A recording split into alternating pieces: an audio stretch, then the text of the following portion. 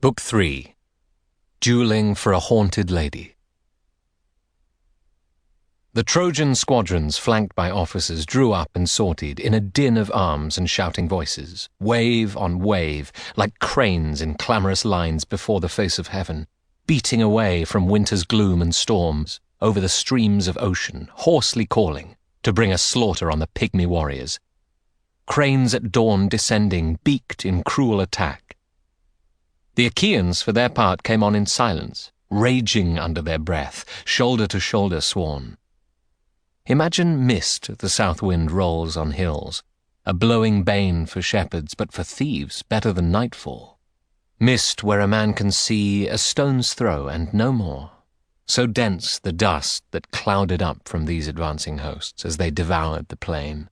And nearer the front ranks came, till one from the Trojan front detached himself to be the first in battle. Vivid and beautiful Alexandros, wearing a cowl of leopard skin, a bow hung on his back, a longsword at his hip, with 2 spears capped in pointed bronze. He shook them and called out to the best men of the Argives to meet him in the melee face to face. Menelaus, watching that figure come with long strides in the clear before the others, knew him and thrilled with joy.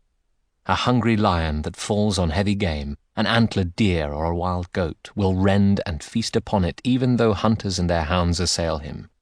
So Menelaus thrilled when he beheld Alexandros before his eyes. He thought, "I'll cut him to bits, adulterous dog," and vaulted down from his car at once with all his gear. But when Alexandros caught sight of him emerging from the ranks, his heart misgave, and he recoiled on his companions not to incur the deadly clash. A man who stumbles upon a viper in a mountain glen will jump aside. A trembling takes his knees, pallor his cheeks. He backs and backs away. In the same way, Alexandros paced backward into the Trojan lines and edged among them, dreading the son of Atreus. Hector watched and said in scorn, "You bad luck charm!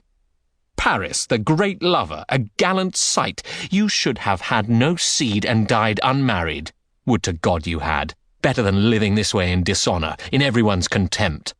Now they can laugh, Achaeans who thought you were a first-rate man, a champion, going by looks and no backbone, no staying power is in you. Were you this way then, when you made up your crews and crossed the sea in the long ships for trafficking abroad? And when you then brought home a lovely woman from a far land, a girl already married, whose brother-in-law and husband were great soldiers? Ruin for your father and all his realm, joy for our enemies, and shame for you. Now could you not stand up to Menelaus? You'd find out what a fighting man he is, whose flower-like wife you hold. No charm would come of harping then, or Aphrodite's favours. The clean-limbed body and the flowing hair, when you lay down to make love to the dust. What slaves these Trojans are! If not long since you might have worn a shirt of cobblestones for all the wrong you've done." The beautiful Prince Alexandros replied to him, "Ah, Hector, this harshness is no more than just. Remember, though, your spirit's like an axe-edge, whetted sharp, that goes through timber when a good shipwright hews out a beam. The tool triples his power. That is the way your heart is in your breast. My own gifts are from pale gold Aphrodite. Do not taunt me for them. Glorious things the gods bestow are not to be despised, being as the gods will. Wishing will not bring them. Now if what you want from me is fighting, make all the other Trojans and Achaeans down their arms. Let Menelaus alone and me between the lines in single combat, duel for Helen and the Spartan gold. Whoever gets the upper hand in this shall take the treasure and the woman home. Let the rest part as friends, let all take oath, that you may live in peace in Troy's rich land, while they make sail for Argos and its pastures and the land of lovely womankind Achaea." Listening, Hector felt his heart grow lighter, and down the Trojan centre with his lance held up mid-haft, he drove, calling, "Battalions, halt!" till he brought them to a stand at ease. The long-haired Achaean soldiers bent their bows, aiming with arrows and with stones, but high and clear they heard a shout from Agamemnon. "Hold on, Argives, men, don't shoot!" This means he has in mind some proclamation, Hector there in the flashing helmet. Archers lowered their bows, and all fell silent now, as Hector to both armies made appeal. "Hear me, Trojans, Achaeans under arms, hear the proposal of Alexandrus, because of whom this quarrel began. He asks all other Trojans and Achaean soldiers to put their arms aside upon the ground, while he and Menelaus fight it out between the lines alone for Helen and her Spartan gold. The winner to take the treasure home and take the woman, the rest, with solemn oaths, to part as friends. The armies now were hushed. Across the field, Menelaus, clarion in war, addressed them. Hear me also. As the iron enters deepest in me, yet I agree the Trojans and Argives should withdraw in peace. You've borne so many hardships, taking part with me in the quarrel Alexandrus began. So death to him for whom the hour of death has come. The rest of you part peacefully and soon. Bring down a black ewe and a snow-white ram for sacrifice to Earth and Helios. We here shall dedicate a third to Zeus, and lead down Priam in his power, that he himself may swear to peace. Reckless, untrustworthy sons he has, but no man's overweening should break the peace of Zeus. The younger men are changeable. He in his age among them, looking before and after, can see clearly what shall be in the interests of all. Now all hearts lifted at his words, for both sides hoped for an end of miserable war. And backing chariots into line, the men stepped out, disarmed themselves, and left their weapons heaped at close intervals on open ground. Hector, meanwhile, had sent 2 runners back to bring the sheep and summon the Lord Priam. Agamemnon at the same time dispatched Talthybius to the ships, bidding him bring a sheep as well, and he obeyed. Now Iris made her way to inform the Lady Helen, appearing as her sister-in-law, Laodice, loveliest of Priam's daughters, and the wife of Helicaon, a son of Lord Antenor. She found her weaving in the women's hall a double violet stuff, whereon inwoven were many passages of arms by Trojan horsemen and Achaeans mailed in bronze, trials braved for her sake at the war god's hands. Approaching her, swift Iris said, Come, dearest, come outside and see the marvellous change in Trojans and Achaeans. Up to now they have made war till we were dead with weeping, war unending in the cruel plain. No more now. They are resting on their shields, each with his tall spear thrust in earth beside him. It seems Alexandrus and the great soldier Menelaus will meet in single combat, with battle spears for you. The man who wins shall win you as his consort. And the goddess, even as she spoke, infused in Helen's heart a smoky sweetness and desire for him who first had taken her as bride, and for her parents and her ancient town. Quickly she cloaked herself in silvery veils, and let a teardrop fall, and left her chamber, not unaccompanied, but as became a princess, with 2 maids in waiting, one Aithre, child of Pythias, and the other wide-eyed Clymene. Soon these 3 women neared the Scaean gates. There Priam and his counsellors were sitting, Thymoetes, Panthoas, Lampos, Clytius, the soldier Hiketaon, and those 2 clear-headed men, Antenor and Ucalegon, peers of the realm, in age strengthless at war, but strong still in their talking, perching now above the Scaean gates on the escarpment. They sounded like cicadas in dry summer, that cling on leafy trees and send out voices rhythmic and long. So droned and murmured these old leaders of the Trojans on the tower, and watching Helen as she climbed the stair, in undertones they said to one another, We cannot rage at her. It is no wonder that Trojans and Achaeans under arms should for so long have borne the pains of war for one like this. Unearthliness, a goddess the woman is to look at. Ah, but still, even so, being all that she is, let her go in the ships and take her scourge from us and from our children. These were the old men's voices, but to Helen Priam called out, Come here, dear child, sit here beside me. You shall see your one-time lord and your dear kinsman. You are not to blame. I hold the gods to blame for bringing on this war against the Achaeans, to our sorrow. Come tell me who the big man is out there. Who is that powerful figure? Other men are taller, but I never saw a soldier clean-cut as he, as royal in his bearing. He seems a kingly man. And the great beauty, Helen, replied, Revere you as I do. I dread you too, dear father. Painful death would have been sweeter for me on that day I joined your son and left my bridal chamber. my brothers, my grown child, my childhood friends. But no death came, though I have pined and wept. Your question now, yes, I can answer it. That man is Agamemnon, son of Atreus, lord of the plains of Argos, ever both a good king and a formidable soldier, brother to the husband of a wanton. Or was that life a dream? The old man gazed and mused, and softly cried, O fortunate son of Atreus, child of destiny, O happy soul! How many sons of Achaea serve under you? In the old days once I went into the vineyard country of Phrygia, and saw the Phrygian host on nimble ponies, Atreus's and Midon's people. In those days they were encamped on Sangarius River, and they allotted me as their ally my place among them when the Amazons came down, those women who were fighting men. But that host never equaled this, the army of the keen-eyed men of Achaea. Still gazing out, he caught sight of Odysseus, and then the old man said, Tell me, dear child, who is that officer? The son of Atreus stands a head taller, but this man appears to have a deeper chest and broader shoulders. His gear lies on the ground, but still he goes like a bellwether up and down the ranks. A ram, I'd call him, burly, thick with fleece, keeping a flock of silvery sheep in line.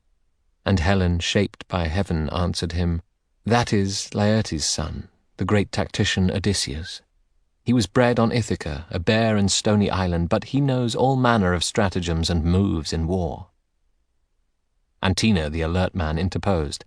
My lady, there indeed you hit the mark. Once, long ago, he came here, great Odysseus, with Menelaus, came to treat of you. They were my guests, and I made friends of both, and learned their stratagems and characters. Among us Trojans, in our gatherings, Menelaus, broad in the shoulders likewise, overtopped him. Seated, Odysseus looked the kinglier man. When each of them stood up to make his plea, his argument before us all, then Menelaus said a few words in a rather headlong way, but clearly, not long-winded and not vague, and indeed he was the younger of the two. Then in his turn the great tactician rose, and stood, and looked at the ground, moving the staff before him not at all forward or backward. Obstinate and slow of wit he seemed, gripping the staff. You'd say some surly fellow with an empty head. But when he launched the strong voice from his chest, and words came driving on the air as thick and fast as winter snowflakes, then Odysseus could have no mortal rival as an orator. The look of him no longer made us wonder. Observing a third figure, that of Ajax, the old man asked, Who is that other one? So massive and so strongly built, he towers head and shoulders above the Argive troops.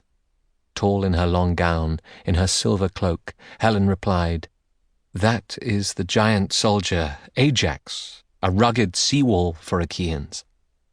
Opposite him, among the Cretans there, is tall Idomeneus, with captains round him.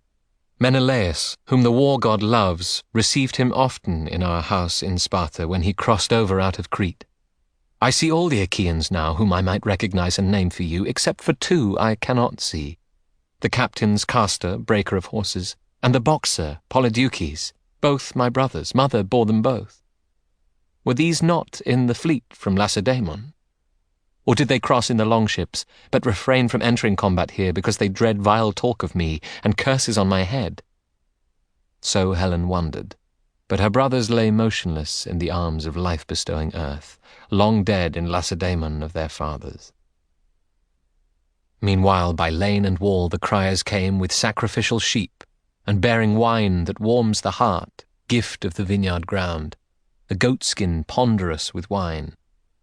And one, Idaeus, carrying golden goblets and a wine bowl shining, reached the side of the aged king, and called upon him, Son of Laomedon, arise. The master soldiers of both armies, Trojan breakers of horses, Achaeans mailed in bronze, request that you be present in the plain for peace offerings and oaths. Alexandrus and Menelaus, whom the war-god loves, will fight with battle spears over the lady. She and the treasure go to him who wins. As for the rest, by solemn pact, thereafter in this rich land of Troy we dwell in peace, while they return to the grazing land of Argos and to Achaea, country of fair women. At this announcement by the crier, a tremor shook the old king head to foot. He said, harness the team." And hastily they did so. Stepping into his car, Lord Priam took the reins and leaned back, tugging at the horses until Antenor mounted at his side. Then to the Scaean gates and out they drove, keeping the swift team headed for the plain. They reined in at the battle line, set foot upon the open ground, once cattle pasture, and walked between the Trojans and Achaeans. Promptly Lord Agamemnon and Odysseus, master of stratagems, arose. The criers, noble retainers, brought the votive sheep, prepared the bowls of wine, and rinsed the hands of their commanders. Then the son of Atreus drew from his ship the sheath knife, hanging there beside his longsword scabbard. From the brows of ram and ewe he cut the fleece, and criers handed it out to officers of both armies. With arms held wide to heaven, Agamemnon prayed in the name of all, "O Father Zeus, power over Ida, greatest, most glorious, O Helios, by whom all things are seen, all overheard, O rivers, O dark earth, O powers underground, chastisers of dead men for breaking solemn oaths, be witness all. Preserve this pact we swear to. If, in fact, Alexandrus should kill Lord Menelaus, let him keep Helen and keep all the gold, while we sail home in the long ships. But if Alexandrus be killed, the Trojans are to surrender Helen and the treasure. Moreover, they must pay a tribute, due the Argives now, renewed to their descendants. In the event that Priam and his sons refuse this, though Alexandrus be killed, then I shall stay and fight for my indemnity until I come upon an end to war." He drew the pitiless bronze knife-edge hard across the gullets of the sheep, and laid them quivering on the ground, their lives ebbing, lost to the wetted bronze. Now dipping up wine from the wine bowls into golden cups, the captains tipped their offerings and prayed to the gods who never die. Here is the way the Trojans and Achaeans prayed. "O Zeus, almighty and most glorious, gods undying, let any parties to this oath who first calamitously break it have their brains decanted like these wine drops on the ground. They and their children, let their wives be slaves." The oath ran so, but Zeus would not abide by what they swore. Now Dardan Priam spoke. "One word from me, O Trojans and Achaeans. For my part, back I go to the windy town of Ilion. I cannot bear to watch my son in combat against Menelaus, a man the war god stands behind. No doubt Zeus knows the end, and all the immortals know which of the two must die his fated death." He placed the carcasses of ram and ewe before him in the chariot, and stepped aboard in majesty, holding the horses while Lord Antenor climbed the royal car. Then, circling back, they drove toward Ilion. Prince Hector and Odysseus together paced off the dueling ground. Next they took up 2 tokens in a bronze helm, shaking it to see which man would cast his weapon first. Meanwhile the soldiers held their hands to heaven, Trojans and Achaeans, in this prayer: "Father Zeus, almighty over Ida, may he who brought this trouble on both sides perish. Let him waste away into the undergloom. As for ourselves, let us be loyal friends in peace." They prayed, as powerful Hector in his flashing helmet, keeping his eyes averted, churned the tokens. That of Paris is quickly tumbled out. And now, holding their lines, the troops sank down, each one beside his horses and his gear. The time had come, and Prince Alexandrus, consort of Helen, buckled on his armor. First the greaves, well moulded to his shins, with silver ankle circlets. Then around his chest the cuirass of his brother, Lycaon, a good fit for him. He slung a sword of bronze with silver-studded hilt by a baldric on his shoulder, over this a shield strap and the many-layered shield. Then drew a helmet with a horsetail crest upon his head. Upon his gallant brow the tall plume like a wave-crest grimly tossing. He picked out finally a solid spear with his own hand-grip. Meanwhile the great soldier Menelaus put on his own equipment. Armed now, each in his place apart, both men walked forward in the space between the armies, glaring at one another. Fierce excitement ran through all who gazed, horse-breaking Trojans, Achaeans in leg armor, as the champions came to a stand inside the dueling ground and hefted spears in rage. Without delay, Alexandrus opened the fight. He hurled his long shadowing spear and hit Atreides fair on the round shield. Nothing brazen broke. No, but the point of bronze at impact bent in that hard armor. Second to make his cast, and rousing to it with his bronze-shod spear, the son of Atreus, Menelaus, prayed to Father Zeus. O Zeus aloft, grant I shall make the man who wronged me first pay for it now. Let him be humbled, brought down at my hands, and hearts in those born after us will shrink from treachery to a host who offers love.